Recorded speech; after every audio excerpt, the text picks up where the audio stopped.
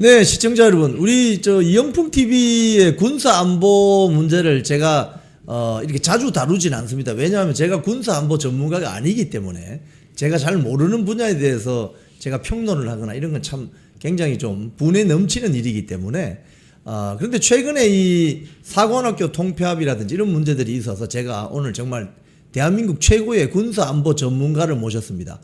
우리 주은식 한국전략문제연구소장님 모셨습니다. 안녕하십니까?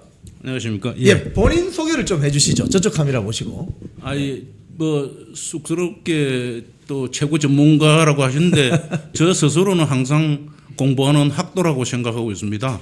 예. 오늘 우리 이렇게 초대해 주셔서 감사드리고 지금 사관학교 통폐합 문제와 관련해서 여러 가지 국민적 관심이 정대되고 있는 이 시점에서 말씀드릴 기회를 주셔서 대단히 감사합니다. 예, 이번 주 수요일 있잖아요. 예. 그 국회 앞 계단에서 그 사관학교 통폐합 반대 골기 대회가 지금 열릴 예정이라고 하는데 그 포스터가 있어요. 예. 저 포스터 한번 좀 올려주시기 바랍니다. 졸속 육해공군 사관학교 통합 육사 지방 이전 반대 골기 대회라는 포스터를 제가 이렇게 SNS에서 제가 보고 예. 이게 뭔가 했더니 보시는 것처럼 한기호 임종득 의원 국민의힘 의원 예. 육해공군 사관학교 총동창회가 이제 주최를 하는 것인데 지금 이 정도로 국회 앞에 와서 반대 골기대를 할 만큼 지금 심각한 건지 좀 설명을 좀 부탁드리겠습니다. 그 통합 논란의 핵심이 이 교육의 효율성과 군별 정체성 유지가 상호 충돌하고 있습니다. 찬성하는 측은 이 소규모 세계 사관학교의 중복 구조, 즉 예산 비효율, 합동성 부족을 지적합니다. 네. 반면에 반대하는 측은 육해공군은 원래 싸우는 전장 환경이 본질적으로 다르기 때문에 초기 단계에는 자군의 어떤 특성을 이렇게 이해를 하고 전문성을 키워야 되는데 이 생도 시절에는 그 자군의 군에서 이제 민간인 고등학교 졸업하고 바로 군에 들어온 그 생도들에게 군별 문화와 전통 리더십에 대한 이런 그 기초 지식을 이렇게 숙지하는 그런 과정인데 이 통합을 하게 되면은 전문성과 다양성을 약화시킬 수가 있다가 이렇게 봅니다. 즉 그 문제는 이러한 문제가 전투병과 학교라고 1983년도 전두환 대통령실인데 83년도에서 89년도까지 보포기공통병과를 통합해서 전투병과 학교를 만들었어요. 근데 전투병과 학교를 만들고 학교장은 보병학교장이 다른 학교 이제 포병학교, 기갑학교, 공병학교 이런 학교는 같은 교장이 교장을 통제하는 학부장으로 이렇게 낮추었어요. 이러다 보니까 이게 엉망진창이 된 거죠. 그래서 해보다가 한 6년 해보다가 안 돼가지고 원위치 됐습니다. 예. 그 다음에 또 하나는 상군대학을 김관진 장관이 계실 때에 합동군사대학교 3개군 대학을 합해가지고 합동군사대학교라 해서 이 통합을 2011년도에 해서요. 그런데 이게 해보니까 또 이게 자군 교육이 제대로 안 되고 또 이 효율성이 없다고 해가지고 2020년에 해체를 해가지고 각군으로 돌려보냈습니다. 예. 그래서 이러한 그 문제들이 이미 실패가 우리 군이 협동성과 합동성을 두 번에 걸쳐서 이렇게 실패를 했는데 왜 또 이렇게 실패한 그거를 또 답습을 하느냐. 이게 정권 바뀌면 원위치 되기 100%입니다. 예. 지금 그러면 미국이라든지 이런 국방 선진국은 어떻습니까? 미국은 말이죠. 웨스트 포인트라 해가지고 많이 들어보셨습니까? 밀리터리 아카데미 해가지고 미 웨스트 포인트가 육군 사관학교고 애나폴리스가 이제 메릴랜드에 있는데 해군 사관학교입니다. 공군은 스프링스에 이렇게 분리되어 있어요. 그런데 미군이 월남전을 전투를 하면서 13년을 싸웠는데 그때 육해공군 해병대가 자군의 입장에서 13년 동안 싸운 게 아니고 1년 동안 13번을 싸웠다 하는 이런 평가를 내렸습니다. 그렇음에도 불구하고 미국은 이걸 어떻게 해결했냐면은 미국이 싸워야 되는 어떤 교리를 검토를 하고 그다음에 부대 구조를 바꾸고 장교 교육 체계라 그래서 레토 연구 보고서를 면밀하게 검토를 합니다. 예. 그래서 장교들의 전문성을 어떻게 키울 것인가 하는 PDOS라고 프로페셔널 디벨롭먼트 오피스 시스템 해가지고 이거를 검토를 한 다음에 자 그러면은 합동성은 필요하다. 그럼 어떻게 할 것이냐? 대위급 말년에 대위에서 소령이 되기 전에 캐스 큐빅이라 그래가지고 재병협동 참모 과정이라는 과정을 신설했어요.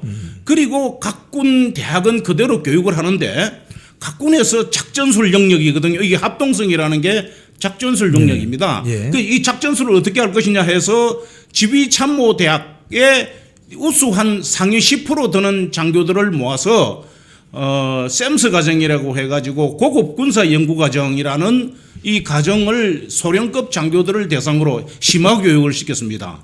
이런 교육의 커리큘럼을 조정해서 해결했던 이런 문제. 그 다음에 또 하나는 합동성을 구가하기 위해서는 모든 장군이 되고자 하는 장교는 합참 근무를 반드시 해야 된다. 예. 해가지고 그런 제도적으로 보완을 했어요. 그런데 우리 이 국방부 안은 이게 이제 전술과 조직의 문제를 구조에서 찾고 있거든요. 이거는 저 한마디로 표현하면은 쉽게 말해서 나무에 가서 물고기 낚는 연못 구호다. 이렇게 평가할 수가 있습니다. 아하. 근데 저 이스라엘 같은 경우는 사실은 그 3군 사관학교가 통합되어 있는데 이건 좀 특수성이 있는 겁니까?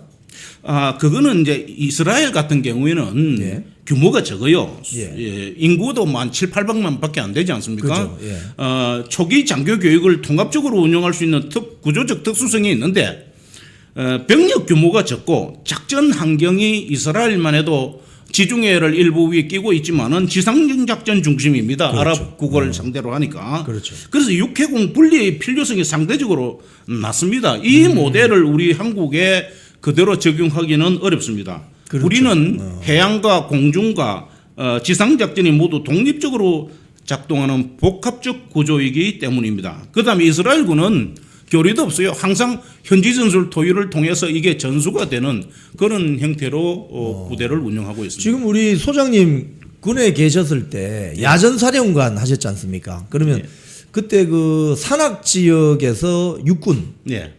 사령관 하셨던 그 시절을 보시면은 이 사관학교 통폐합 문제가 지금 상당히 심각한 문제다. 그렇게 보시는 거죠. 그렇죠. 왜 그러냐면은 지금 전방에 이 장비를 가진 부대, 우리는 말이죠. 저는 이제 기갑병과니까 기갑여단장을 했어요. 우리가 예비군을 또는 예비대를 노는 부대로 생각해요. 근데 실제 결전을 하는 부대는 예비군이고 예비대입니다. 그런데 우리는 예비대를 병력을 완편을 장비를 가지고 있는 예비군 예비대도 완편을 안 시켜줘요. 그러니까 장비가 있는 부대는 그 팀워크가 구성이 돼 가지고 팀 훈련을 해야 되는데 인원이 지금 한 70%도 안 차요. 그러면은 과거에는 행정병을 어떻게 하든 이게 부특기를 부여해서 그 병력들을 이렇게 일본 평소에는 행정을 보더라도 전시회나 훈련 시에는 이제 그 장비를 이렇게 운용할 수 있도록 그렇게 교육을 시켰는데 이것이 지금은 너무 많이 비니까 부대마다 너무 많이 비니까 아예 지휘관들이 포기를 해버려요. 그냥 내비두고 훈련을 나가고 가지고 갈 수 있는 만큼만 가지고 나가서 훈련을 하는 이런 심각한 상황에 있다는 점입니다. 지금 안규배 국방장관이 사실 저 방위병 출신인데 제가 방위병 출신들을 비하하는 것이 아니라 국방에 대한 전문성이 아주 떨어지는 어떤 그런 측면이 있는 것 같은데 최근에 뭐 이 사관학교 통폐합이 최근에 사관학교 이 학생들로 들어오는 수험생들이 입학 성적이 낮아서 통폐합이 필요하다 뭐 이런 식의 좀 말도 안 되는 이야기를 한 것 같은데 이건 좀 어떤 문제가 있는 겁니까? 그거는 이제 뭐 방위병이라고 수준이 낮고 뭐 그런 문제는 아닙니다. 그 부분에 이분이 국방위원회에서 한 5년 15년 정도 근무를 했어요. 예. 그러면은 상당한 전문성을 갖춰야 되는데 평가와 진단이 영 엉뚱한 방향으로 하니까 저희가 이제 답답하다는 겁니다. 그리고 제가 보니까 국방위원회에 있으면서도 밑에 보좌관들이 있잖아요. 그럼 보좌관들이 뭘 써주고 하면은 그거를 아주 세심하게 파악을 해서 이 선후관계 또는 논리관계를 잘 따져서 이렇게 복무를 의원 활동을 했으면은 의정 활동을 했더라면은 이런 문제까지는 안 오을 거라고 봅니다. 그런데 이제 입학 성적 자체의 수준이 하락되는 것은 이게 뭐 어쩔 수 없는 그런 상황입니다. 왜 그러냐면은 이게 지금 사관학교의 책임이냐 이깁니다. 국민들이 군이 비전이 있고 5.16 직후처럼 군이 비전이 있고 또 민간인들이 가기 어려웠던 유학을 쉽게 가고 하면은 군에 왜 인재가 몰리겠습니까? 그런데 기연방 격오지에서 자식들 교육도 제대로 시킬 수가 없고 곰팡이 냄새 나는 그런 아파트에 사는 간부들이 어떤 그 긍지를 가지고 또 제복을 입은 이런 우리 공동체를 지키는 이런 우리 제복을 입은 이 간부들에게 대해서 이렇게 우습게 보고 있고 또 폄하하는데 이러한 문제는 사관학교의 책임이 아니고 상무 정신이 저하되고 또 이 간부 처우 문제 또 미래 비전에 대한 그 어떤 비전이 좋지 않기 때문에 이러한 인식의 문제지 이게 어떻게 사관학교의 자질 저하기가 사관학교만의 책임이겠습니까? 그래서 이 사관학교의 그 성적을 이렇게 하는 모집할 때의 그 기준도 반드시 공부만 잘한다고 뽑는 건 아닙니다. 왜 그러냐면은 이게 이제 리더십, 헌신, 그다음에 얘가 이 군인으로서 잠재력이 있고 또 그 어떤 위험과 불의에 대해서도 이거를 자기를 희생하면서 국가를 위해서 위기 시에 헌신할 수 있느냐 하는 그런 희생정신 이런 제반 요소를 보는 것이지 이러한 물론 육사나 해사나 공사가 그 사관생도들을 좋은 자질이 있는 학생들을 유치하기 위한 이런 노력 활동도 하고 있는데 네. 이러한 비판이 저희가 모욕으로 받아들이기보다는 어떤 국가 차원에서 간부들이 왜 비전이 있고 간부들 대우 잘하고 잘해주고 그 군에 가면은 참 좋다 하면은 왜 학생들이 외면하겠습니까? 맞습니다. 저는 그렇게 봅니다. 최근 언론 보도 보니까 예. 이 사관학교 출신 장교들의 어떤 처우 문제도 문제지만 가장 그 전방에서 최전방에서 정말 전투 상황이 일어나면은 현역보다 더 빨리 노련하게 전투를 하는 부사관들. 네. 부사관들이 최근 전역을 엄청 한다는 뉴스가 있다는데 이건 예. 또 어떤 문제로 보이십니까? 그러니까 참 우리 군의 그 이제 항아리 구조에서 보면은 사실은 그 부사관들이 전투 기술이라든지 경험이 축적이 되지 않습니까? 예. 이분들이 군에 어떻게 보면은 중추입니다. 그래서 그 간부라고 하잖아요. 이 간부는 영어로 캐드러 하는데 이 캐드라는 것은 골간이라는 뜻입니다. 이런 분들이 지금 군을 자꾸 이렇게 흔들고 또 심지어는 병사들의 그 급여 있지 않습니까? 봉급을 맞아요. 많이 주는 거는 좋아요. 저는 최저임금 수준으로 주는 거는 필요하다고 봅니다. 왜냐하면은 인생에 있어서 가장 황금기에 자기의 청춘을 국가를 위해서 바치잖아요. 그렇죠. 그러면은 우리가 거기에 합당한 대우를 하는 것은 맞다고 봅니다. 그런데 그거를 병사들만 그거를 급격하게 올리고 부사관들, 이 하사들이나 중사들 같은 경우에 병사들은 말입니다. 가처분 소득이라 그럽니다. 모두 뗄 거 다 떼고 자기가 쓸 수 있는 돈을 그렇죠. 가처분 소득이라 그러는데 예. 간부들의 경우에는 전부 사 먹어요. 밥도 사 먹어야 되고 옷도 쿠폰이 나오지만은 사 입어야 되고. 예. 그래서 이러한 그 실제로 또 기여금이라고 자기가 이게 떼는 돈이 있어요. 그러면은 간부들의 경우에는 실제로 가처분 소득이 병사들보다 하사들의 경우는 적습니다. 더 떨어지겠죠. 이게 예전에는 빵이라도 하나 사주고 아이스크림이라도 하나 사줘서 이게 이렇게 다독거려 가지고 군 생활을 끌고 갔잖아요. 예. 근데 요새 전방에 가면 어떤 이야기가 벌어지냐면은 소 대장님, 어떤 선임마사님 이번에는 제가 한번 쏘겠습니다. 이따구 소리를 하고 있어요. 예? 간부가 살 수가 없으니까 왜냐면 간부는 예. 또 미래에 또 그걸 해야 되니까 예. 저쪽도 해야 되잖아요. 예. 그러니까 쓸 돈이 없고 또 그런 상황이 되다 보니까 국가가 주었던 계급 건의 외에는 법적인 건의 외에는 병사들을 오히려 병사들이 학벌이 더 높잖아요. 예. 네, 그러니까 이게 영이 안 서는 거죠. 뭐 이런 상황이 재반 복합적으로 이렇게 뭐 나온 결과라고 봅니다. 지금 최근에 이재명 정부가 이 선택적인 모병제 검토할 필요 있다 이런 이야기를 했는데 좀 현실성이 있습니까? 어떻습니까? 저는 이 선택적 모병제가 징병제를 폐지하고 하는 선택적 모병제인지 아니면은 지금도 우리가 선택적 모병제를 하고 있거든요. 예. 이게 무슨 소리냐면은 특전사라든지 기타 기술병가라든지 해공군 같은 경우에는 복무기간이 육군에 비해서 조금 더 기니까 자기가 선택해서 갈 수가 있어요. 그렇죠. 그런데 이거를 무슨 그럼 징병제를 필요에 따라서는 징병제를 하고 모병제를 통해서 좋은 인력을 좀 더 흡수하겠다. 또 보상을 충분히 해줘서 밖에 있는 기업제보만큼의 어떤 급여를 준다면은 아마 지원하는 사람도 있겠죠. 그러나 기본적으로 이 자유가 구속이 돼요.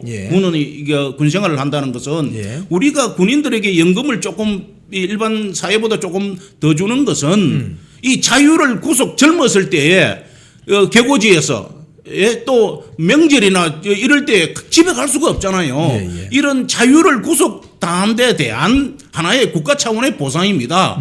이거를 이게 가볍게 보거나 하면은 안 된다. 즉 선택적 모병제가 부족한 병력을 채우기 위해서 재정과 인력이 충분하다면은 이게 택할 수가 있습니다. 그런데 모병 비중 확대는 임금비가 이제 복지비, 급여비, 유지비, 품위유지비 이런 게 있거든요.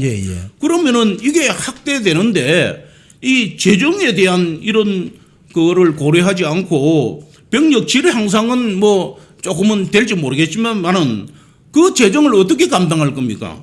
안 그래도 국방비가 지금 많은 비중을 차지해서 복지비가 어려운 그런 상황인데 우리가 북한과 이런 군사적으로 대치하고 있는 상황에서는 재정과 전력 유지와 인구 감소를 동시에 고려해서 정교하게 또 이렇게 설계가 돼야 되고 또 문제는 전략을 바꾸지 않습니까? 이거는 반드시 입법과 예산이 법적으로 뒷받침이 되고 예산이 뒷받침이 돼야 됩니다. 그러지 않으면 이게 공연불에 지나지 않는다.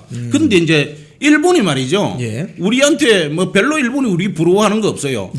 요즘 반도체도 이제 따라잡으려고 자기들 이렇게 대폭 확대해서 그거 하고 있는데 제일 부러워하는 게 뭐냐면은 국민 개병제입니다. 왜냐하면 이 일본의 경우에는 이제 이 자위대로 이렇게 선발하잖아요. 이게 자기가 선택해서 가는데 이 개병제를 통해서 국민들이 이 젊은이들이 상무정신, 조국의 단체, 조국을 위한 어떤 헌신과 충성이 대상이 명확해진다는 이런 문제 때문에 상당히 일본은 우리의 개병제를 부러워하고 있는데 이런 측면에서 예산만 잘 뒷받침이 된다면은 저는 좋은 뜻으로 받아들이는데 과연 그런 대책을 고려하고 이렇게 말씀하신 건지는 잘 모르겠어요. 그렇군요. 참 제가 개인적으로 미군 부대 카투사 병으로 2년 6개월을 근무했습니다. 판문점 옆에서. 그때 미군들 장교 또는 부사관들의 처우가 월급이 얼마냐 했을 때 제가 그때 깜짝 놀랐거든요. 그래서 모병제는 자기가 발론티어로 지원해서 온 사람들에 대한 처우가 제대로 준비되지 않으면 그건 큰일 납니다. 그런 어떤 지적이 있고요. 최근에 소장님 강건작 신임 청와대 국가안보실 1차장 이런 이야기 했습니다. 이 전시작전권 환수 문제인데요. 적에도 위성통신망의 주권을 확보하지 못하면 전작권의 실질적인 작동이 공허해질 수 있다. 이게 무슨 말입니까? 이 강건적 1차장 발언은 현대전에서 C4ISR 지휘 통제 커맨드 컨트롤 하고 이게 이제 커뮤니케이션, 인텔리전스, 서베일런스, 리코네선스 해가지고 그게 C4ISR이라고 이렇게 이야기합니다. 요 핵심이 위성 통신망에 있다 하는 그런 뜻입니다. 예. 이게 이제 전자권이 한국군에 전환되더라도 예. 이 통신 문제, 즉 독자적인 통신 정보 인프라가 없으면은 실질적으로 작전 통제가 제한된다 하는 그런 의미입니다. 그래서 그렇군요. 형식적인 전자권이 아니라 실제 작동 가능한 전자권을 위해서는 적여도 위성망, 데이터 링크, AI 기반 지휘 체계가 필수라는 기술적 문제를 터치한 것인데, 잘 아시다시피 우크라이나전에서 우크라이나가 2014년에는 크림반도를 뺏길 때는 이게 된통 당했어요. 네. 그래서 젊은 페도로프 정통부 장관을 부총리급으로 격상을 시켜가지고 이번 2022년 러시아가 침공했을 때는 오히려 사이버전에서 러시아가 된통 당하는 그런 결론의 중요성을 아마 강조했지 않았냐 이렇게 생각됩니다. 네, 오늘 저희들이 참 기존에 많이 나오시던 패널 분들과 달리 군사안보 전문가를 이렇게 모셨습니다. 이 주은식 소장님은 전방에 계실 때 기갑부대, 여러분 기갑부대 아시죠? K1, K2 전차, K9 자주포 이런 탱크, 기갑부대, 장갑차 이런 부대를 지휘했던 사령관 출신이십니다. 그래서 우리 주은식 소장님의 말씀 한마디 한마디가 굉장히 중요한 멘트이고 소중한 어떤 멘트로 받아들여집니다. 자, 우리 마지막으로요. 트럼프 대통령이 취임하고 나서 지금 한 1년 넘게 지났는데 트럼피즘 버전 2.0 이 시대에 대한민국의 어떤 안보상 위협 또는 기회 어떻게 보시는지 좀 진단해 주시죠. 트럼프 대통령을 우리 언론에서는 아주 우습게 다루고 폄하하는 경향이 있습니다. 그러나 저는 트럼프 대통령이 등장한 시대적 요구와 또 이 양반이 대단한 전략가예요. 불구가 된 미국, 어떻게 이러한 미국을 다시 이렇게 세울 것인가 하는 저서가 있고요. 거래의 기술이라는 저서를 보면은 제가 깜짝 놀랐어요. 이분의 책을 읽어보고 와 트럼프 그냥 장사하고 쓰고 돈 버는 분인 줄 알았더만 이게 민주주의 자본주의 국가에서 말입니다. 제일 어려운 게 뭐냐면은 남 호주머니에 있는 건 내 호주머니로 돈 옮기는 거예요. 그래도 이분은 그런 면에서 탁월한 역량을 발휘했다 이렇게 봅니다. 그런데 트럼프 외교 안보 정책이 말이죠. 동맹을 비용 중심으로 재평가하는 경향이 강합니다. 저는 이게 당연하다고 봐요.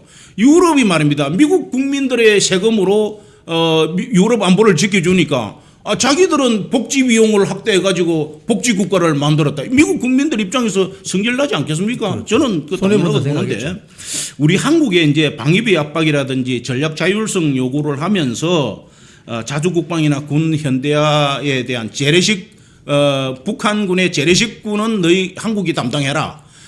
주한미군은 북한 핵에 대한 확장 억제를 담당하면서 중국이 지금 부상을 하고 있으니 미국의 헤게모니에 도전하니까 이 부분은 우리가 주한미군과 태평양 인도태평양 사령부가 담당하겠다 하는 그러한 이야기를 했습니다.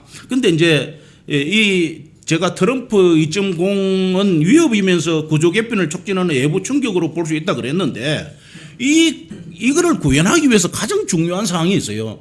사람을 키워야 됩니다. 그런데 사람 키우는 문제에 있어서 지금 사관학교를 저렇게 흔들어 버리고 학생들이 지금 생도들이 얼마나 불안하겠습니까? 맞습니다. 그리고 사관학교를 지망할 학생들은 이거 가야 되나 말아야 되나 하는 이런 상황입니다. 맞습니다. 그래서 군이 해야 할 일은 저 전방에 있는 고생하는 간부들 복지 사기 좀 올려주고 쓸데없는 이 군 14개 사단이 없어졌어요. 군 인력 줄어드니까. 예. 그런데 이거를 또 군에서 사단급의 작전 계획반을 만들어요. 예. 사단급은 이 근접 전투를 하는 부대고 부분적으로 특별한 경우에만 장차 작전을 하는 것이지 사단급의 무슨 계획반을 만들어 가지고 군단 계획반에서 만드는 작전 계획을 시행하는 겁니다.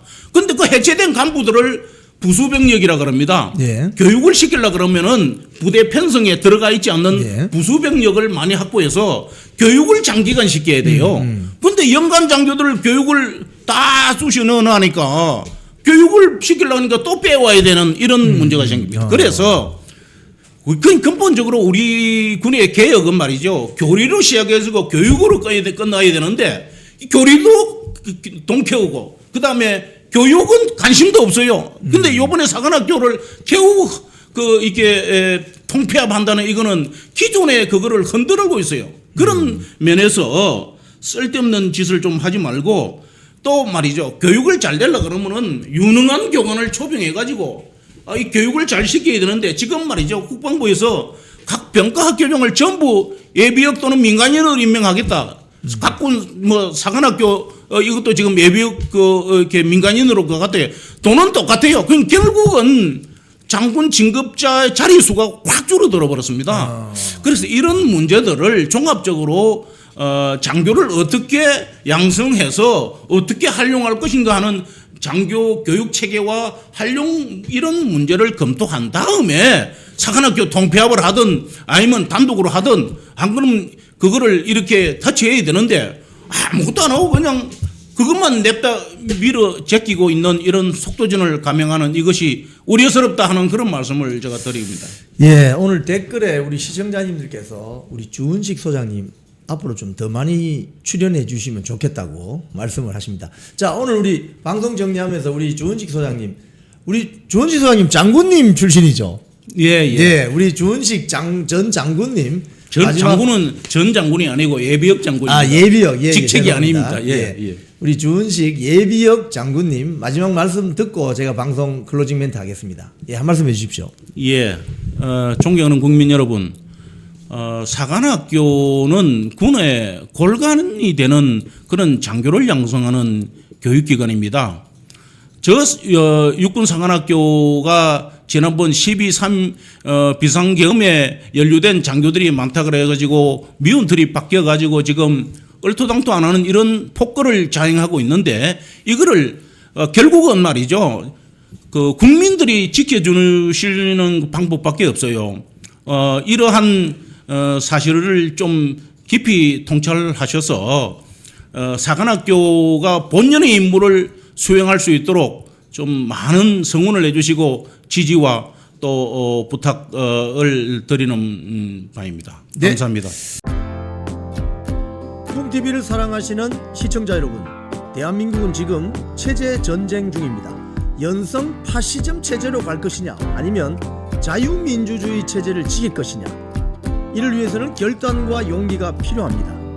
민주당의 정보통신망법이 통과되어서 오는 7월부터 시행이 됩니다. 이렇게 되면 언론 자유 훼손은 물론이고 자유우파 유튜버들의 산업 생태계에 심각한 지장이 예상됩니다. 여러분, 어떻게 해야 되겠습니까? 여러분들의 도움이 필요합니다. 여러분들이 우잘사 회원에 가입하셔서 대한민국 체제 전쟁에 승리하고 국민의힘 장동혁 지도부를 지켜내고 정보통신망법을 비롯한 언론 자유를 심각하게 훼손하는 여당발 공세에 대응해 주시기 바랍니다. 우잘사 회원 많이 가입하셔서 함께 가는 여정을 만들어 갑시다. 감사합니다.